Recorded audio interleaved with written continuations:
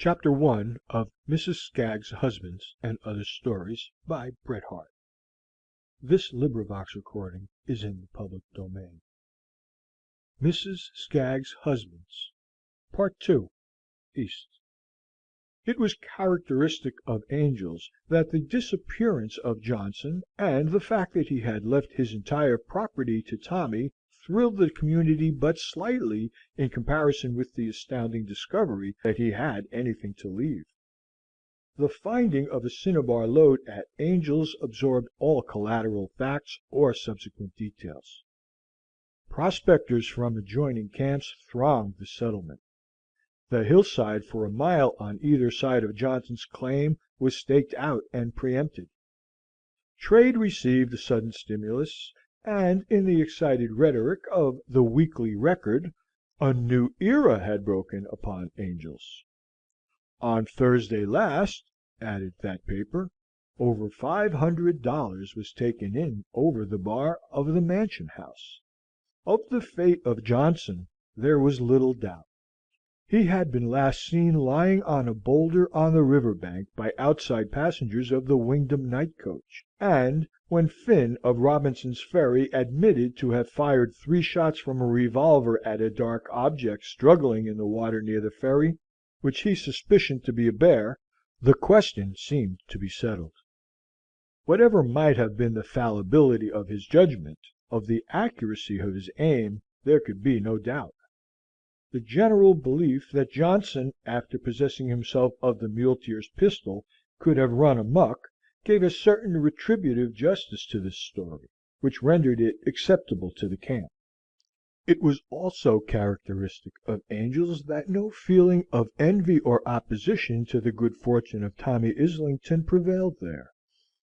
That he was thoroughly cognizant from the first of Johnson's discovery, that his attentions to him were interested, calculating, and speculative, was, however, the general belief of the majority.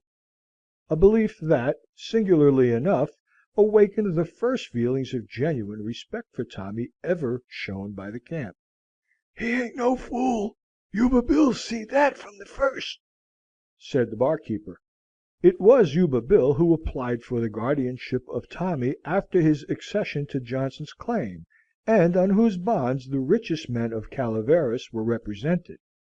It was Yuba Bill also, when Tommy was sent East to finish his education, accompanied him to San Francisco, and before parting with his charge on the steamer's deck, drew him aside and said, "If at any time you want any money, Tommy, over and above your allowance, you can write. But if you'll take my advice," he added, with a sudden huskiness mitigating the severity of his voice, "you'll forget every darn old spavined, string-halted bummer as you ever met or knew at Angel's. Every one, Tommy, every one. And so, boy, take care of yourself, and God bless you, and particularly damn me for a first-class A1 fool." It was Yuba Bill also, after this speech, glared savagely around, walked down the crowded gangplank with a rigid and aggressive shoulder, picked a quarrel with his cabman, and, after bundling that functionary into his own vehicle, took the reins himself, and drove furiously to the hotel. "It cost me," said Bill, recounting the occurrence somewhat later at Angel's, "it cost me a matter of $20 afore the jedge the next morning. But you can bet high that I taught them Frisco chaps something new about driving. I didn't make it lively to Montgomery Street for about 10 minutes. Oh, no." And so, by degrees, the 2 original locators of the great cinnabar lode faded from the memory of Angel's, and Calaveras knew them no more. In 5 years their very names had been forgotten. In 7 the name of the town was changed. In 10 the town itself was transported bodily to the hillside, and the chimney of the Union Smelting Works by night flickered like a corpse light over the site of Johnson's cabin, and by day poisoned the pure spices of the pines. Even the Mansion House was dismantled, and the Wingdam stage deserted the highway for a shorter cut by Quicksilver City. Only the bared crest of Deadwood Hill, as of old, sharply cut the clear blue sky, and at its base, as of old, the Stanislaus River, unwearied and unresting, babbled, whispered, and hurried away to the sea. A midsummer's day was breaking lazily on the Atlantic. There was not wind enough to move the vapors in the foggy offing, but where the vague distance heaved against a violet sky there were dull red streaks that, growing brighter, presently painted out the stars. Soon the brown rocks of Grayport appeared faintly suffused, and then the whole ashen line of dead coast was kindled, and the lighthouse beacons went out one by one. And then 100 sail, before invisible, started out of the vapory horizon, and pressed toward the shore. It was morning, indeed, and some of the best society in Grayport, having been up all night, were thinking it was time to go to bed. For as the sky flashed brighter, it fired the clustering red roofs of a picturesque house by the sands, that had all that night, from open lattice and illuminated balcony, given light and music to the shore. It glittered on the broad crystal spaces of a great conservatory that looked upon an exquisite lawn, where all night long the blended odors of sea and shore had swooned under the summer moon.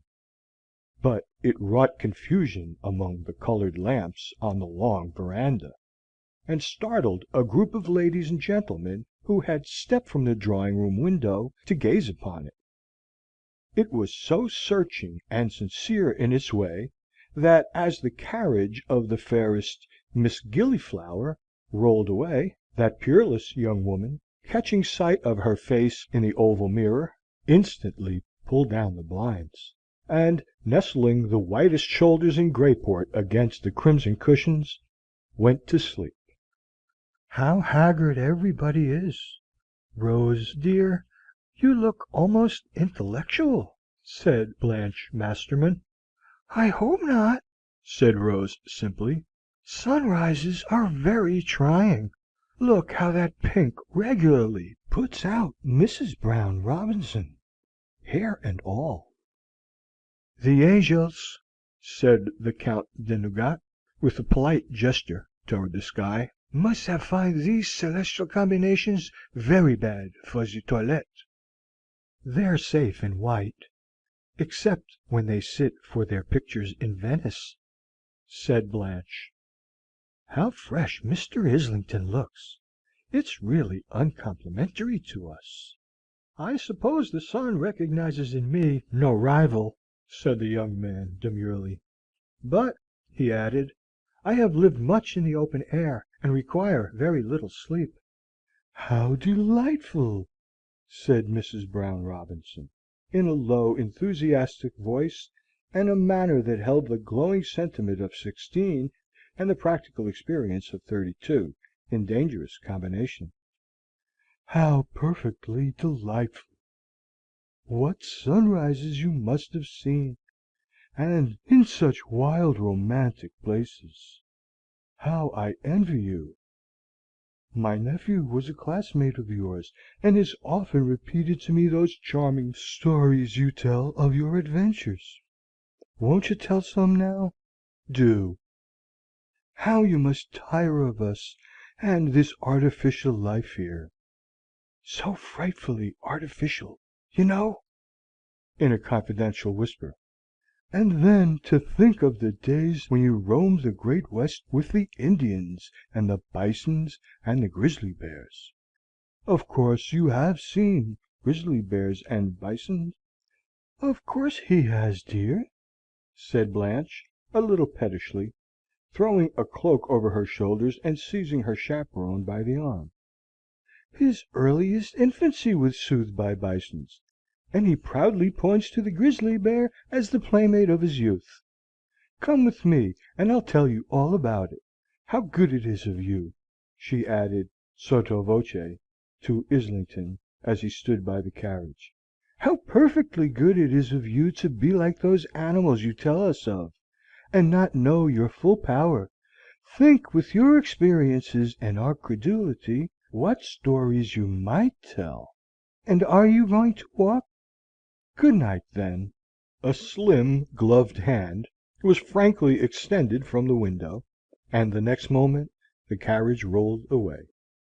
"Isn't Islington throwing away a chance there?" said Captain Merwin on the veranda. "Perhaps he couldn't stand my lovely aunt's superadded presence. But then he's the guest of Blanche's father, and I dare say they see enough of each other as it is." "But isn't it a rather dangerous situation?" "For him, perhaps, although he's awfully old, and very queer. For her, with an experience that takes in all available men in both hemispheres, ending with Nougat over there, I should say a man more or less wouldn't affect her much, anyway." "Of course," he laughed, "these are the accents of bitterness. But that was last year." Perhaps Islington did not overhear the speaker. Perhaps, if he did, the criticism was not new. He turned carelessly away, and sauntered out on the road to the sea. Thence he strolled along the sands toward the cliffs, where, meeting an impediment in the shape of a garden wall, he leaped it with a certain agile, boyish ease and experience, and struck across an open lawn towards the rocks again. The best society of Greyport were not early risers, and the spectacle of a trespasser in an evening dress excited only the criticism of grooms hanging about the stables, or cleanly housemaids on the broad verandas that in Greyport architecture dutifully gave upon the sea. Only once, as he entered the boundaries of Cliffwood Lodge, the famous seat of Renwick Masterman, was he aware of suspicious scrutiny. But a slouching figure that vanished quickly in the lodge offered no opposition to his progress. Avoiding the pathway to the lodge, Islington kept along the rocks until reaching a little promontory and rustic pavilion. He sat down and gazed upon the sea. And presently an infinite peace stole upon him. Except where the waves lapped lazily the crags below, the vast expanse beyond seemed unbroken by ripple, heaving only in broad ponderable sheets, and rhythmically, as if still in sleep. The air was filled with a luminous haze that caught and held the direct sunbeams. In the deep calm that lay upon the sea, it seemed to Islington that all the tenderness of culture, magic of wealth, and spell of refinement that for years had wrought upon that favored shore had extended its gracious influence even here. What a pampered and caressed old ocean it was, cajoled, flattered, and feted where it lay! An odd recollection of the turbid Stanislaus hurrying by the ascetic pines, of the grim outlines of Deadwood Hill, swam before his eyes, and made the yellow green of the velvet lawn and graceful foliage seem almost tropical by contrast. And looking up, a few yards distant, he beheld a tall slip of a girl gazing upon the sea, Blanche Masterman. She had plucked somewhere a large fan shaped leaf, which she held parasol wise, shading the blonde masses of her hair and hiding her gray eyes. She had changed her festal dress, with its amplitude of flounce and train, for a closely fitting half antique habit, whose scant outlines would have been trying to limbs less shapely, but which prettily accented the graceful curves and sweeping lines of this Greyport goddess. As Islington rose, she came toward him, with a frankly outstretched hand and unconstrained manner. Had she observed him first? I don't know. They sat down together on a rustic seat, Miss Blanche facing the sea, and shading her eyes with the leaf. "I really don't know how long I have been sitting here," said Islington. or whether I have not been actually asleep and dreaming. It seemed too lovely a morning to go to bed. But you?" From behind the leaf it appeared that Miss Blanche, on retiring, had been pursued by a hideous winged bug which defied the efforts of herself and maid to dislodge. Odin, the Spitz dog, had insisted upon scratching at the door, and it made her eyes red to sleep in the morning, and she had an early call to make, and the sea looked lovely. "I'm glad to find you here, whatever be the cause," said Islington, with his old directness. "Today, as you know, is my last day in Greyport, and it is much pleasanter to say good by under this blue sky than even beneath your father's wonderful frescoes yonder. I want to remember you, too, as part of this pleasant prospect which belongs to us all, rather than recall you in anybody's particular setting." "I know," said Blanche, with equal directness, "that houses are one of the defects of our civilization, but I don't think I ever heard the idea as elegantly expressed before. Where do you go?" "I don't know yet. I have several plans. I may go to South America and become president of one of the republics. I am not particular which. I am rich. But in that part of America which lies outside of Greyport it is necessary for every man to have some work. My friends think I should have some great aim in life, with a capital A. But I was born a vagabond, and a vagabond I shall probably die." "I don't know anybody in South America," said Blanche languidly. "There were two girls here last season, but they didn't wear stays in the house, and their white frocks never were properly done up. If you go to South America, you must write to me." "I will. Can you tell me the name of this flower which I found in your greenhouse? It looks much like a California blossom." "Perhaps it is. Father bought it of a half crazy old man who came here one day. Do you know him?"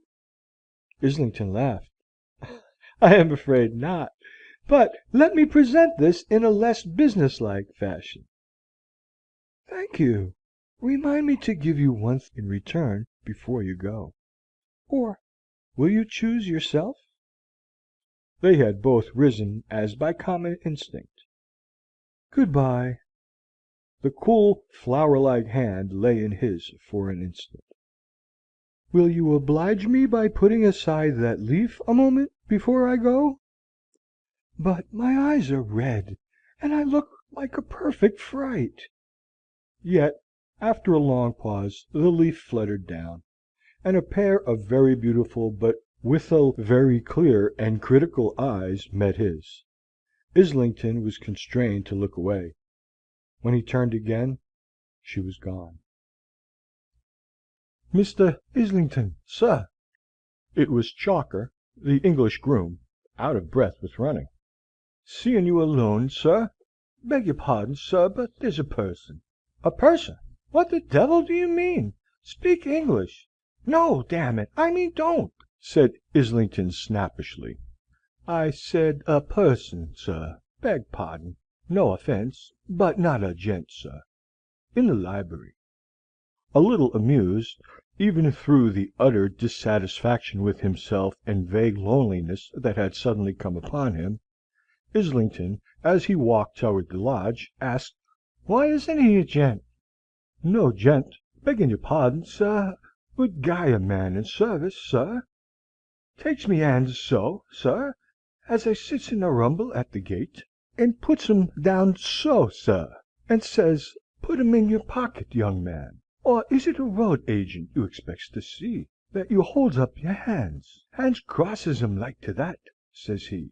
'Hold hard,' says he, 'on the short curves, or you'll bust your precious crust,' says he, and asks for you, sir.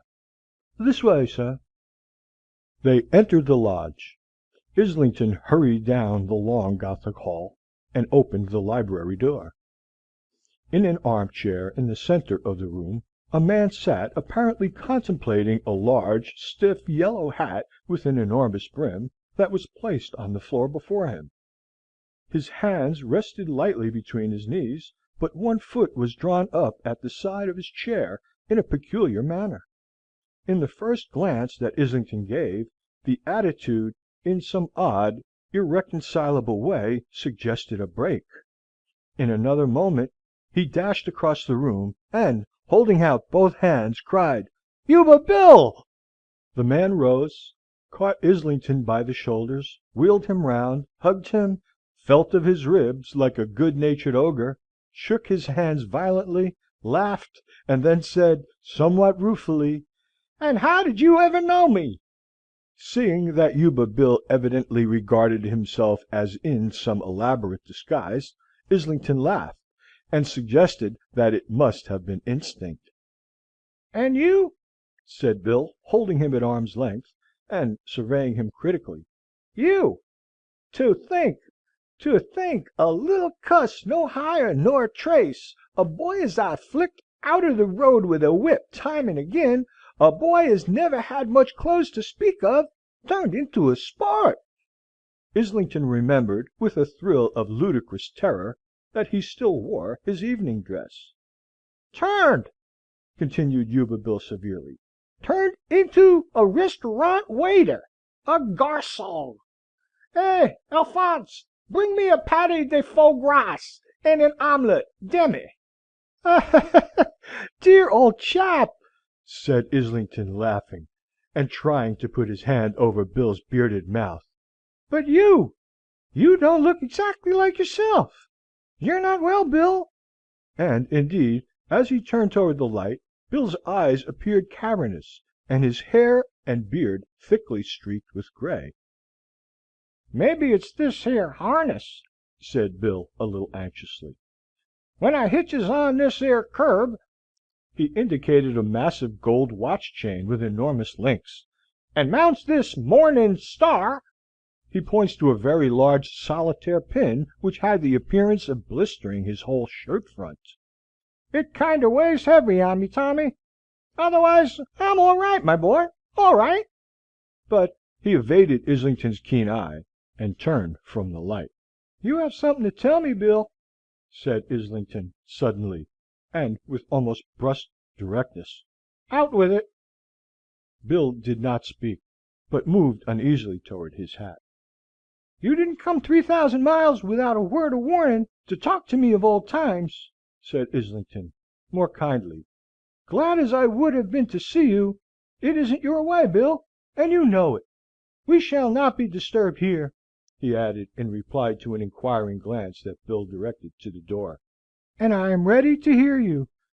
"Firstly, then," said Bill, drawing his chair nearer Islington, "answer me one question, Tommy, fair and square, and up and down." "Go on," said Islington, with a slight smile. "If I should say to you, Tommy, say to you today, right here, you must come with me, you must leave this place for a month, a year, 2 years, maybe, perhaps forever, is there anything that'd keep you? Anything, my boy, as you couldn't leave?" "No," said Tommy quietly.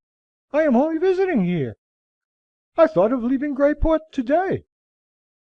"But if I should say to you, Tommy, come with me on a pacer to Chiny, to Japan, to South America, perhaps, could you go?" "Yes," said Islington, after a slight pause. "Thar isn't anything," said Bill, drawing a little closer and lowering his voice confidentially, "anything in the way of a young woman, you understand, Tommy, as would keep you? They're mighty sweet 'bout here, and whether a man is young or old, Tommy, there's always some woman as is break or a whip to him." In a certain excited bitterness that characterized the delivery of this abstract truth, Bill did not see that the young man's face flushed slightly as he answered, "No." "Then listen. It's 7 years ago, Tommy, that I was working one of the Pioneer coaches over from Gold Hill. As I stood in front of the stage office, the sheriff of the county comes to me, and he says, 'Bill,' says he, 'I've got a loony chap as I'm in charge of, taking him down to the 'sylum in Stockton. He's quiet and peaceable, but the insides don't like to ride with him. have you any objection to giving him a lift on the box beside you? I says, no, put him up. When I came to go and get up on that box beside him, that man, Tommy, that man sitting there, quiet and peaceable, was Johnson. He didn't know me, my boy, Yuba Bill continued, rising and putting his hands on Tommy's shoulders. He didn't know me. He didn't know nothing about you, nor angels, nor the quicksilver lode, nor even his own name. He said his name was Skaggs, but I knowed it was Johnson. There was times, Tommy, you might have knocked me off that box with a feather. There was times when it was 27 passengers of that stage that found themselves swimming in the American River 500 feet below the road. I never could have explained it satisfactorily to the company, never. The sheriff said, Bill continued hastily, as if to preclude any interruption from the young man, the sheriff said he had been brought into Murphy's camp 3 years before, dripping with water and suffering from percussion of the brain, and had been cared for generally by the boys around. When I told the sheriff I knowed him, I got him to leave him in my care, and I took him to Frisco, Tommy, to Frisco, and I put him in charge of the best doctors there, and paid his board myself. There was nothing he didn't have as he wanted. Don't look that way, my dear boy. For God's sake, don't. Oh, Bill, said Islington, rising and staggering to the window. Why did you keep this from me? Why? Said Bill, turning on him savagely. Why? Because I weren't a fool. There was you, winning your way in college. There was you, rising in the world, and of some account to it. Here was an old bummer, as good as dead to it. A man has oughter been dead afore. A man has never denied it. But you allus liked him better than me, said Bill bitterly. Forgive me, Bill, said the young man, seizing both his hands. I know you did it for the best, but go on. There ain't much more to tell, nor much use to tell it, as I can see, said Bill moodily.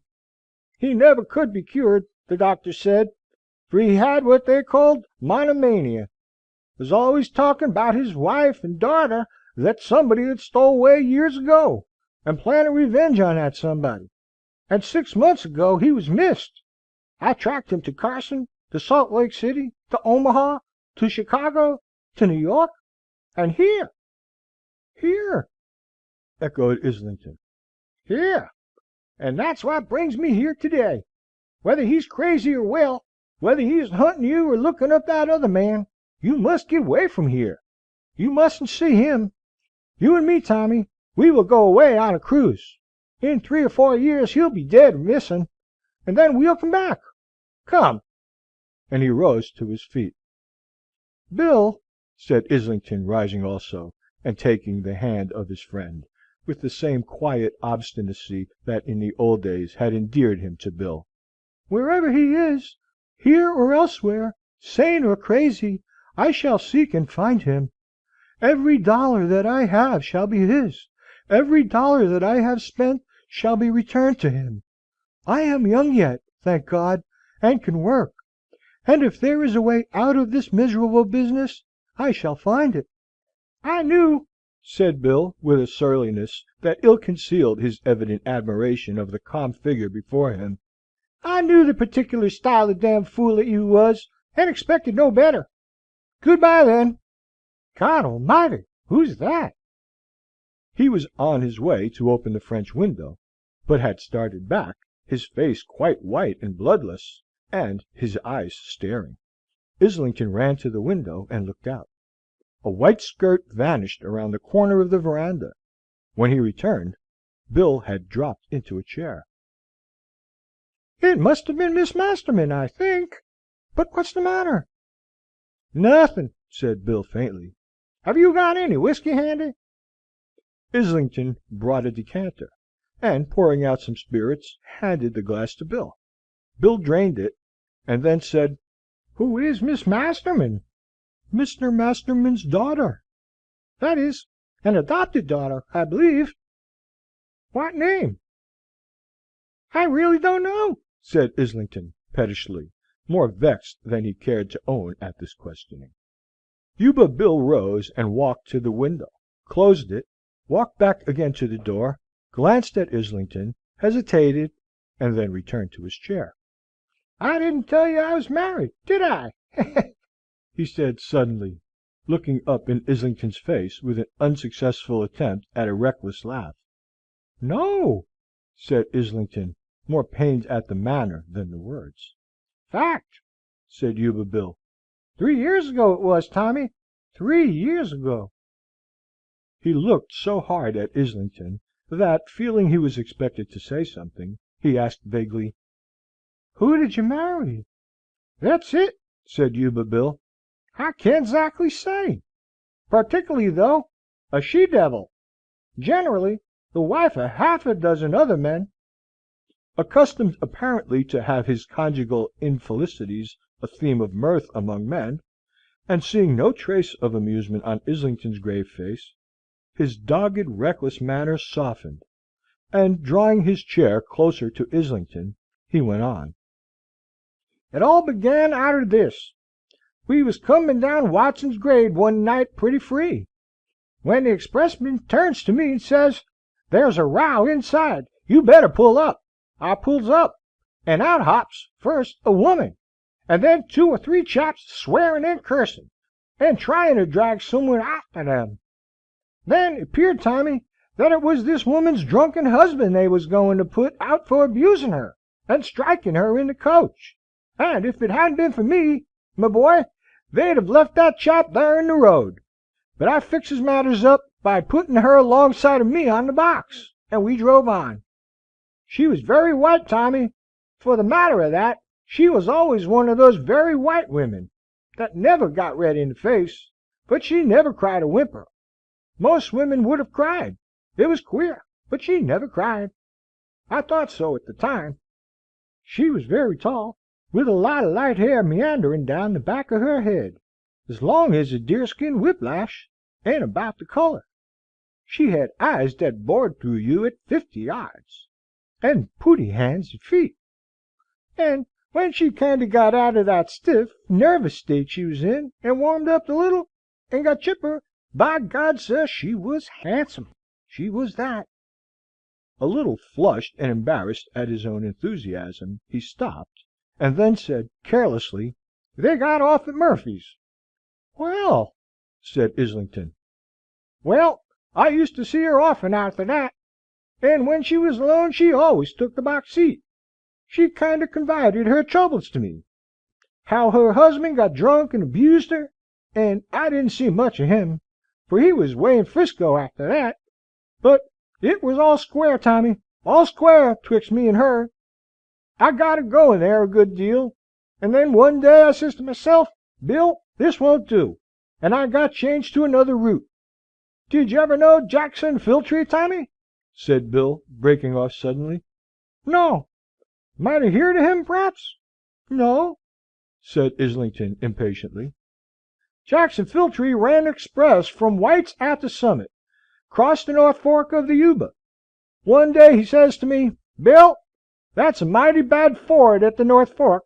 I says, I believe you, Jackson. It'll get me some day, Bill, sure, says he. I says, why don't you take the lower ford? I don't know, says he, but I can't. So ever after, when I met him, he says, that North Fork ain't got me yet. One day I was in Sacramento, and up comes Filtree. He says, I've sold out that express business on account of the North Fork, but it's bound to get me yet, Bill, sure. And he laughs. 2 weeks after, they finds his body below the ford, where he tried to cross, coming down from the Summit way.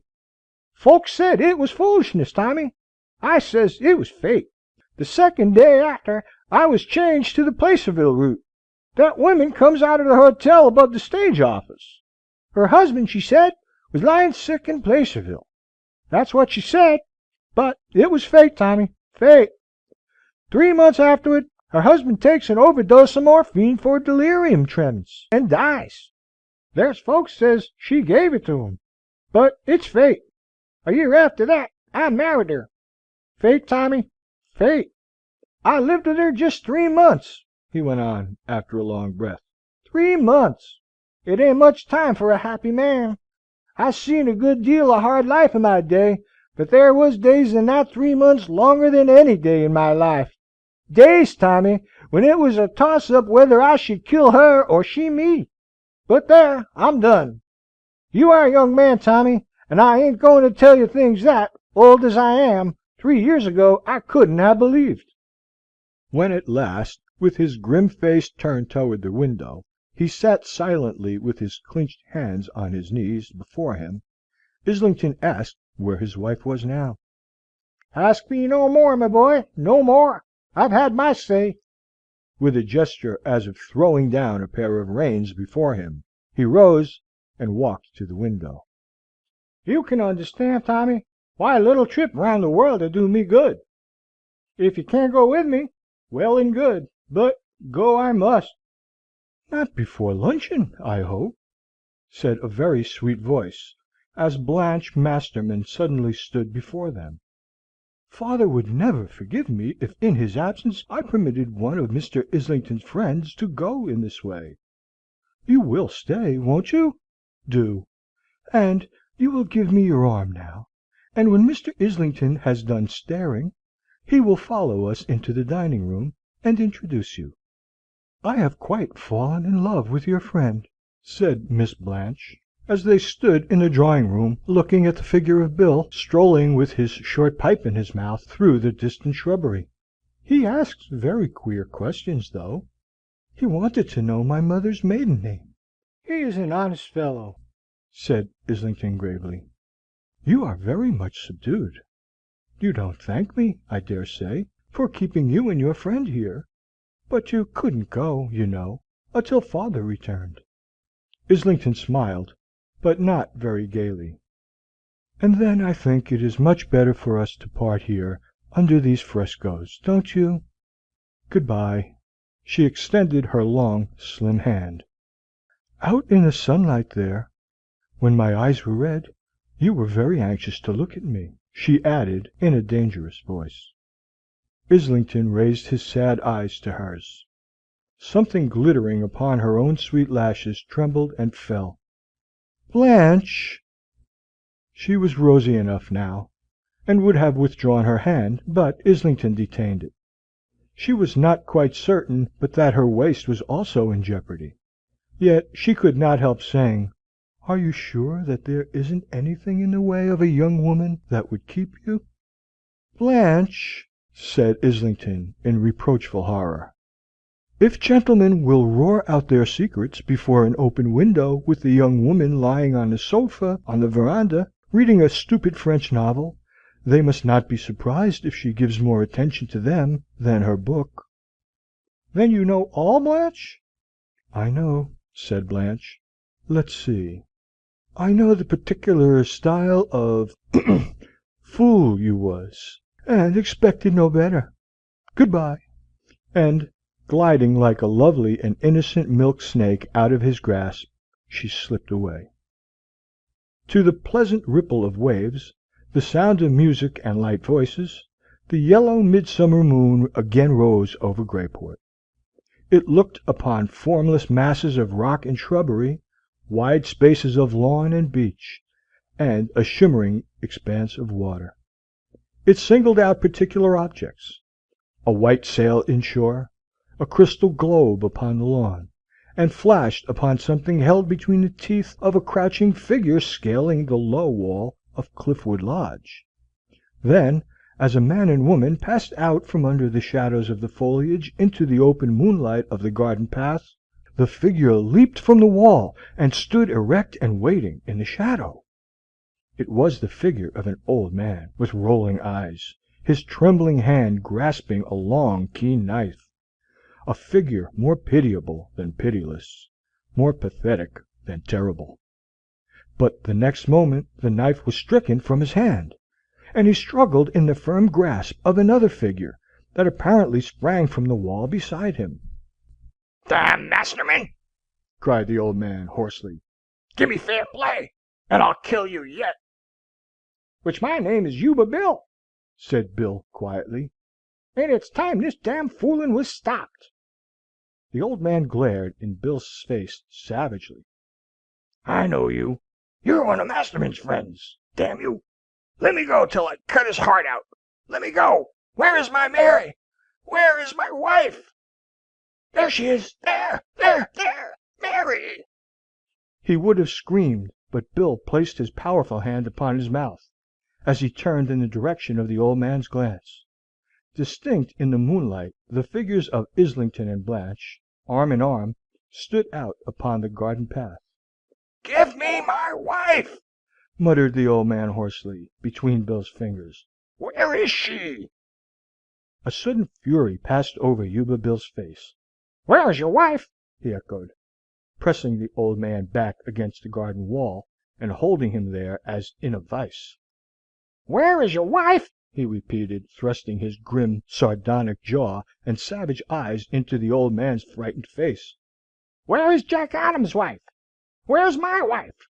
Where is that she-devil that drove one man mad, that sent another to hell by his own hand, and eternally broke and ruined me? Where? Do you ask where? In jail, in Sacramento. In jail, do you hear? In jail for murder, Johnson, murder.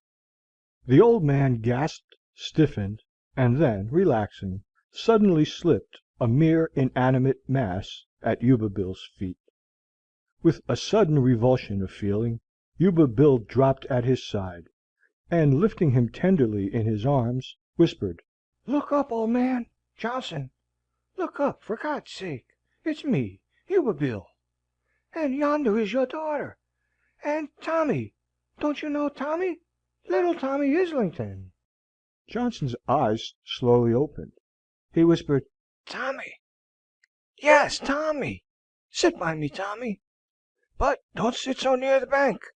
Don't you see how the river is rising and beckoning to me? Hissing and boiling over the rocks? It's getting higher. Hold me, Tommy, hold me. And don't let me go yet. We'll live to cut his heart out, Tommy. We'll live, we'll... His head sank, and the rushing river, invisible to all eyes save his, leaped toward him out of the darkness, and bore him away, no longer to the darkness, but through it to the distant, peaceful, shining sea. End of chapter 1.